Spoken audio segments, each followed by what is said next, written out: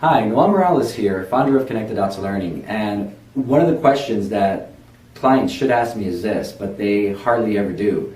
What is it that I could do to get help for my son or daughter who, no matter what we try to do, no matter what the school tries to do, they just consistently, continuously struggle in school with any subject, including reading? Here's what I have to say. The school has an obligation to search and find. They have an obligation to search and find anybody at that campus if they suspect that there's an issue going on with your son or daughter who's having struggles with their reading or their math or their writing or what have you. They have an obligation to try to figure out what's going on. And you as a parent, you got to do everything you can for your child. You have to be the best advocate for your child. No one's going to advocate for your child as much as you are. So the minute you start to see signs that they're struggling, you've got to address it right away. And the only advice I have to give you right now in terms of that is this, is that oftentimes the schools are very, very cautious, especially if they're in kindergarten or in first or second grade. They're very cautious.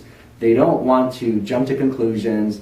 They kind of want to see how the child is going to progress. They want to rule out if it's a maturity issue, if they're just not ready. They want to rule out several things.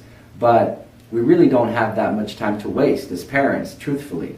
As a parent, you really got to advocate for your child, and I can't stress that enough. You've got to write letters to them. You have to meet with them. You've got to meet with their teachers, and you have to figure out how you can get help for your son or daughter. I'm going to be talking more about this in other videos, but for right now, what I really want to stress is that you got to make every effort to communicate with the school so that they are aware that something's going on with your child, that they're struggling with school, that they're struggling in reading, because the earlier we can intervene, the earlier the school can intervene, the earlier you can get the help, the better off they're going to be. The last thing I want to happen is this, which I've seen over and over again, is that children come to our center who are in 5th grade and they're reading at a 2nd grade level. There's no excuse for that, absolutely no excuse for that. They got to get the help right away.